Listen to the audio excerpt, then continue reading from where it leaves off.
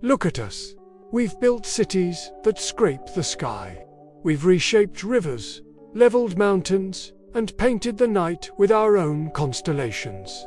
We've changed the very chemistry of the air and the oceans. Scientists have a name for this new reality. A name for a geological age defined not by asteroids or ice, but by us. They call it the Anthropocene, the age of humans. It's a powerful, simple, and profound story. Humanity, as a single force of nature, has taken control of the planet. But what if that story is a lie?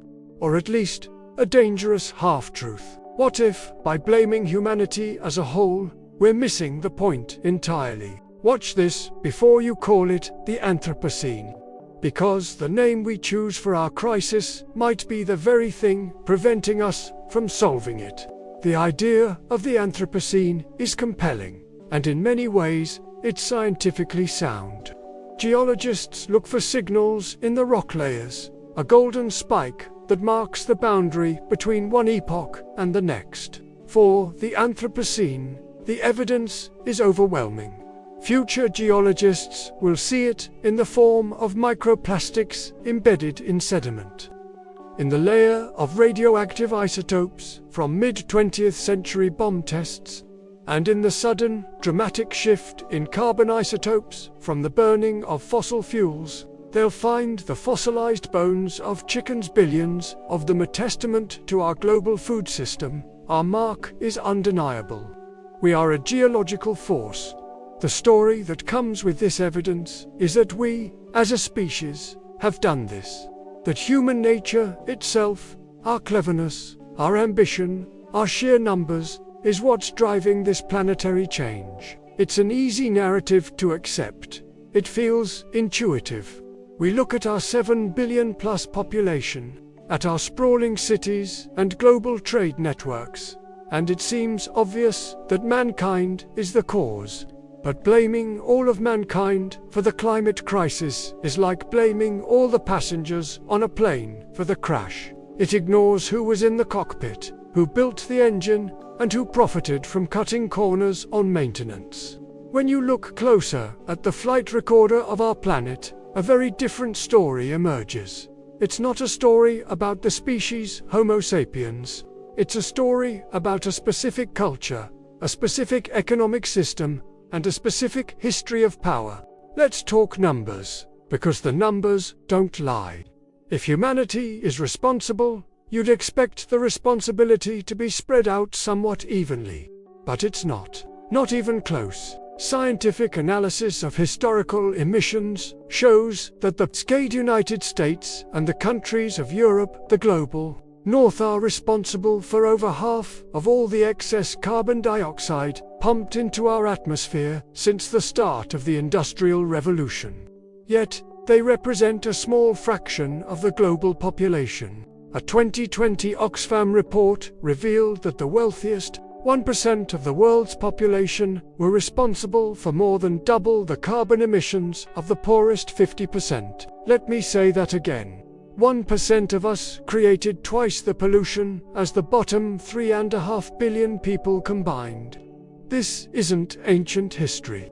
The pattern continues today. The average carbon footprint of a person in North America is nearly 50 times greater than that of a person in sub-Saharan Africa.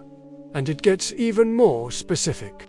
Research in 2017 revealed that just 100 companies have been the source of more than 70% of the world's greenhouse gas emissions since 1988. So, is it really humanity that's the problem? Or is it a system where a tiny fraction of the population and the corporations they run have been allowed to treat the atmosphere like a free and infinite sewer in the pursuit of profit? The data clearly shows a massive inequality of cause and effect. The people who are suffering the most from climate change, from droughts, floods, and sea level rise are the very people who have done the least to cause it. Blaming humanity erases this profound injustice. So, if it wasn't a species-wide decision, where did this planetary shift come from? The story begins around 500 years ago with the rise of a new economic logic. The age of colonialism wasn't just about conquering lands. It was about transforming nature into a commodity. Forests became timber. Land became plantations. People and their labor became resources to be exploited for the enrichment of a distant empire. This way of thinking accelerated dramatically with the Industrial Revolution in Britain, powered by coal and a logic of infinite growth. The goal was no longer sustenance or stability, but constant, endless expansion and accumulation of capital. This system, which we now call industrial capitalism, treated the natural world not as a home, but as a warehouse of raw materials and a dumpster for waste. The pollution, the deforestation, the extraction, these were not seen as costs, because they were externalities. The damage was done far away, or would be felt by future generations. This logic, born in a small corner of the world, was then spread globally, often violently, through colonialism and economic pressure. It is this specific economic machine, not human nature, that has been the primary driver of the planetary changes we are now witnessing. The problem isn't that we are human, the problem is that a specific, historically recent, and profoundly destructive way of organizing our societies has become the global default. To call this the age of man is to flatter ourselves. It wasn't all of us. It was a system. You might be thinking, okay, so the responsibility is unequal. But does it really matter what we call it? Anthropocene, age of humans. It's just a word. But words are never just words. Words frame our thinking. They shape the stories we tell ourselves, and those stories dictate the actions we take. The term Anthropocene tells a story of collective, species-wide guilt. It suggests that the crisis is a tragic, inevitable outcome of our very nature. It flattens 7 billion diverse people with different histories, cultures, and levels of power into a single, monolithic entity. Man. This story is dangerous for two reasons. First, it creates a sense of paralysis and despair. If the problem is just us, if it's an unavoidable consequence of being human, then what can we possibly do? It encourages a kind of fatalism, a belief that we are a plague on the planet and that our extinction is the only real solution.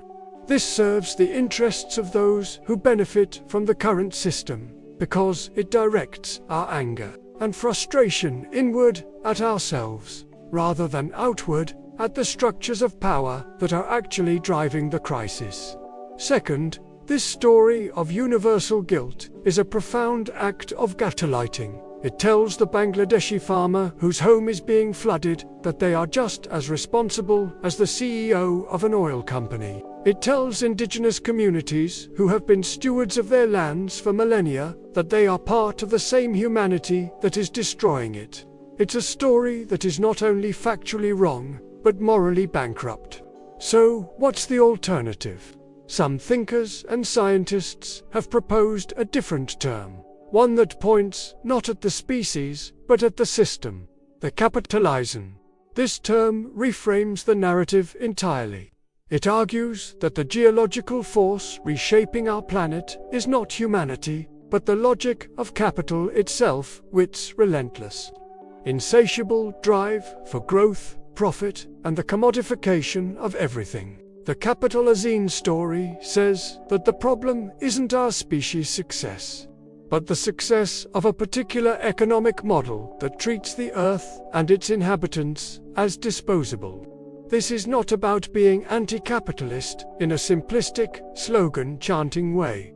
It's about being precise. It's about being honest. The Capitalocene framework allows us to see the climate crisis not as a metaphysical problem of human nature, but as a political and economic problem. And that is a game changer.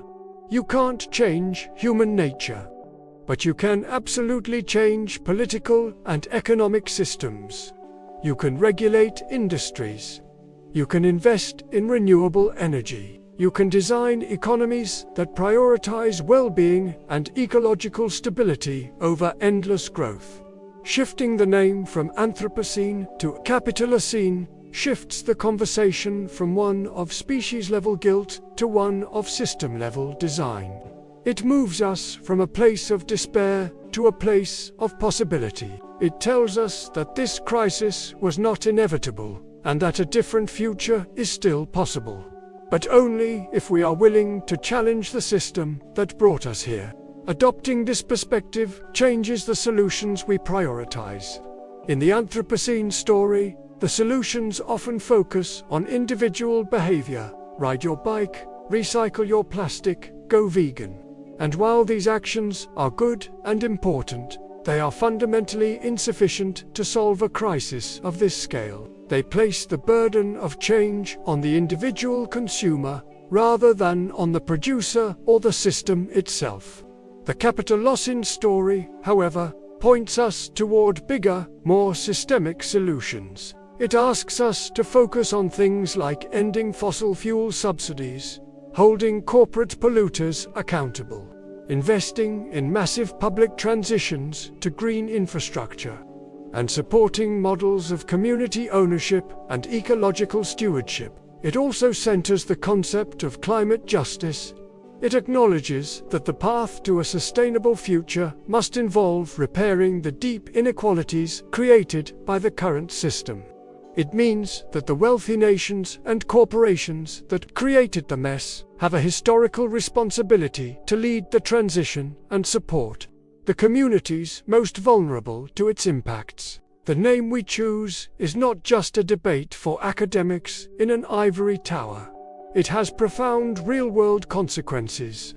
It defines who we see as responsible, what we see as possible, and where we direct our collective energy. The story of the Anthropocene can leave us feeling small and hopeless. The story of the Capitalocene, while more challenging, is ultimately a story of empowerment. It tells us that this system was built by people, and it can be unbuilt and rebuilt by people, too. In the end, this isn't about getting bogged down in terminology. It's about clarity. The story we tell ourselves about this moment in history will define the future we create. The idea of the Anthropocene, the age of humans, is a simple, epic story, but its simplicity is its greatest flaw. It hides the injustice, obscures the true drivers of the crisis, and can lead us down a path of guilt and inaction. A more accurate story, whether you call it the Capitalocene or something else, is more complex. But it's also more honest. It tells us that this wasn't the work of all of humanity, but of a powerful system that we now have a responsibility and an opportunity to change. So, what do you think? After hearing this, does the term Anthropocene still feel right to you, or does it mask a more complicated truth? Let me know your perspective in the comments below. This is a crucial conversation, and it's one we need to have openly. If you appreciate content that challenges common narratives and dives deep into complex topics, consider subscribing. Thanks for watching.